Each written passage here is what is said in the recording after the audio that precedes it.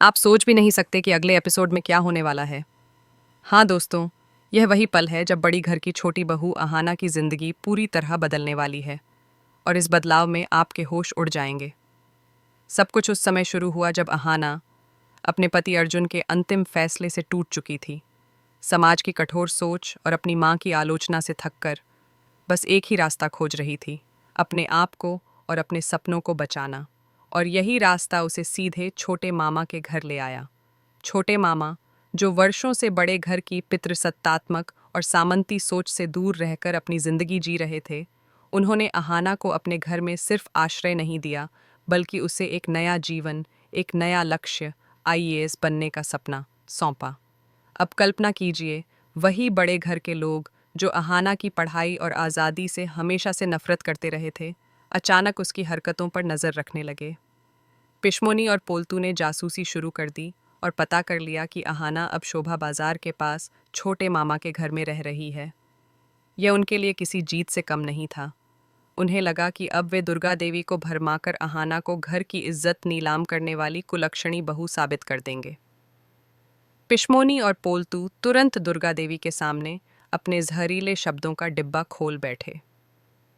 दुर्गा देवी उस समय अपने कमरे में अकेली थीं, अर्जुन के फैसले से दुखी और अहाना की यादों में डूबी हुई।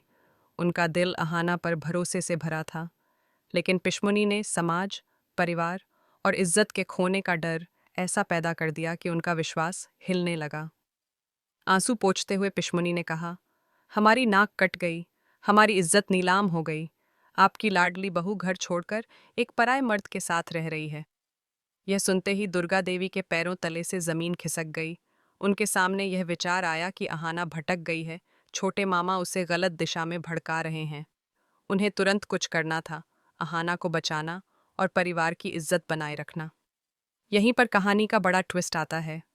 दुर्गा देवी, जो अहाना के प्रति नफरत दिखा रही थीं, वास्तव में उसकी सुरक्षा और परिवार की इज्जत के लिए आई थीं। उनके साथ पूरा परिवार, अर्जुन, अमर दादा, चारुलता, नीता और मिली गया। अर्जुन का गुस्सा सातवें आसमान पर था, जिसे पिश्मोनी ने और हवा दी थी।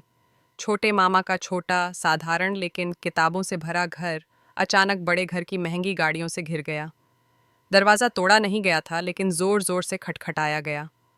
अहाना, जो आईएएस की किताबों में डूबी थी, उठी और आवाज़ की ओर देखी। जैसे ही दरवाज़ा खुला, पिश्मोनी ने अपना जहर उगलना शुरू कर दिया। वाह री लड़की, यहाँ ऐश कर रही है और हमारी इज्जत नीलाम हो रही है। लेकिन छोटे मामा ने चुप रहकर सब कुछ देख लिया। उनकी आंखें अहाना और किताबों पर टिक गईं।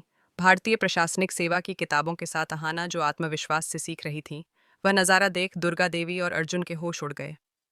अर्जुन को लगा कि अहाना सिर्फ उसे नीचा दिखाने के लिए यह सब कर रही है। वहीं दुर्गा देवी के मन में अजीब सी उथल पुथल मची। पिश्मोनी का झूठ अब अहाना की मेहनत और आत्मविश्वास से टकरा गया। छोटे मामा की आवाज़ में ठंडक थी, लेकिन शब्दों में शक्ति। उन्होंने दुर्गा देवी को चेताया, ये मेरी वार्निंग नहीं है, ये सच्चाई है। तुम्हारी बहू यहाँ आई है, न किसी बहाने के लिए, न किसी खेल के लिए। ये उसकी टूटी हुई आत्मा का नया मकसद है। इसे रोकना मत, इसे देश की बड़ी बेटी बनने दो। जब तक यह अपने पैरों पर खड़ी नहीं होती, यह मेरी हिफाजत में रहेगी।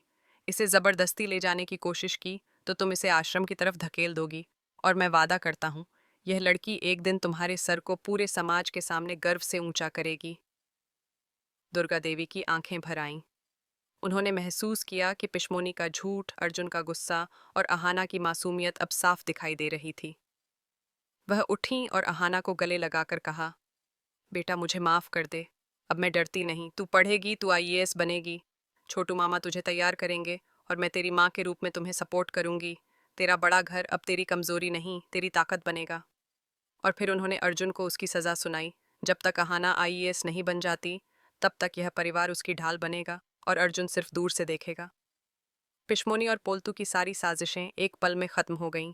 चारुलता, नीता और मिली की आंखों में खुशी के आंसू थे, और पिश्मोनी के पीछे खड़ी पारोमिता भी मुस्कुरा रही थी। यह वह धमाकेदार मोड़ था जब कहानी ने सास बहू के झगड़े से उठकर एक महिला के आत्मसम्मान और सपनों की लड़ाई का रूप ले लिया। अब सवाल यह है कि पिश्मोनी और पोल्तू चुप बैठेंगे या अहाना की आईएएस की पढ़ाई में नई रुकावट डालेंगे, और अर्जुन क्या अपने आप को बदल पाएगा ताकि वह अहाना के योग्य बन सके। रोमांच अभी बाकी है। और अगले एपिसोड में यह ट्विस्ट आपको हिला देगा।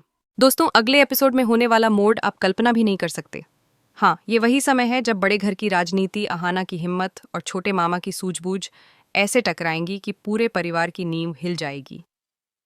पिछले एपिसोड में हमने देखा कि दुर्गा देवी ने अहाना का हाथ थामकर उसे पढ़ाई और आईएएस बनने के लिए सपोर्ट करने का निर्णय लिया और अर्जुन को उसकी सजा सुनाई। लेकिन कहानी यहीं खत्म नहीं होती। पिशमोनी और पोल्तू, जो अब तक सिर्फ अहाना की स्वतंत्रता और पढ़ाई पर निगाह रखते थे, अपनी असफल साजिशों से इतने भड़क गए कि उन्होंने फैसला किया कि अब वे सीधे छोटे मामा के घर में घुसकर अहाना की राह रोकेंगे। यह योजना इतनी गहरी और चालाक थी कि अगर किसी ने समय रहते देखा नहीं तो परिणाम भयावह हो सकते थे। शुरुआत हुई एक शांत सुबह से। छोटे मामा का घर अभी भी अहाना की पढ़ाई की हलचल और किताबों की खुशबू से भरा था। अहाना पूरी लगन के साथ आईएएस की तैयारी में जुटी थी, हर दिन अपने सपनों की ओर बढ़ रही थी, अनअवेयर कि बड़े घर की आंखें उस पर लगातार टिकी हुई हैं। पिशमोनी ने पोल्तू के साथ मिलकर एक ऐसा षड्यंत्र रचा कि वह सीधे छोटे मामा के घर तक पहुंच जाए। उनका उद्देश्य था अहाना को डराना, मानसिक रूप से तोड़ना और उसके आईएएस बनने के सपने को नष्ट करना। उन्होंने छोटे मामा की सामान्य जीवन शैली और अहाना की मासूमियत को कमजोरी मानकर हमला करने की योजना बनाई। जैसे ही पिशमोनी और पोल्तू घर पहुंचे, छोटे मामा ने शांत और गंभीर नजरों से उनका स्वागत किया।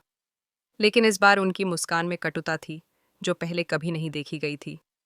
उन्होंने दोनों को अंदर बुलाया और एकदम धीमी आवाज में कहा, तुम लोग सोचते हो कि तुम्हारे झूठ और चालाकी से अहाना को डराया जा सकता है, लेकिन तुम भूल रहे हो कि यहाँ सिर्फ लड़की नहीं, बल्कि उसका हौसला और उसका सपना भी है।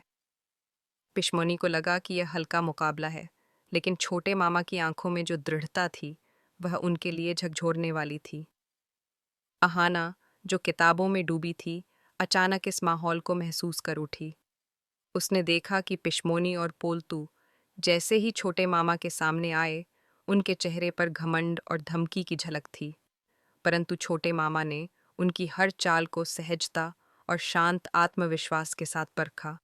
उन्होंने धीरे धीरे कहा, तुम्हारे पास अहाना के खिलाफ सिर्फ आरोप हैं, लेकिन क्या तुमने कभी सोचा कि एक लड़की जो टूट चुकी थी, अपने आप को संभालकर कैसे खड़ी हुई है? यह केवल उसकी मेहनत और हमारी हिफाजत का परिणाम है। यह सुनते ही पिशमोनी का धैर्य जवाब देने लगा। उसने कहा, यह बहाना है, आईएएस की पढ़ाई सिर्फ एक खेल है। हमारी इज्जत और बड़े घर की गरिमा खतरे में है। पर छोटे मामा ने मुस्कुराते हुए कहा, खेल? नहीं, यह खेल नहीं, बल्कि भविष्य का निर्माण है। यह लड़की अपने सपनों को सच करने के लिए काम कर रही है, और अगर तुम उसे रोकने की कोशिश करोगे तो समाज के डर से नहीं, बल्कि तुम्हारी चालाकी से उसे नुकसान होगा। तभी अहाना ने कदम बढ़ाया। उसकी आंखों में पहले जैसी डर नहीं थी, बल्कि अब दृढ़ निश्चय झलक रहा था। उसने पिशमोनी और पोल्तू की ओर देखते हुए कहा, आप चाहे कितनी भी कोशिश कर लें, मैं नहीं रुकूंगी। मैं आईएएस बनूंगी और मेरे सपनों को रोकने वाला कोई भी नहीं होगा। इस पल पूरे घर का माहौल बदल गया। पिशमोनी और पोल्तू के चेहरे पर पहली बार डर झलकने लगा।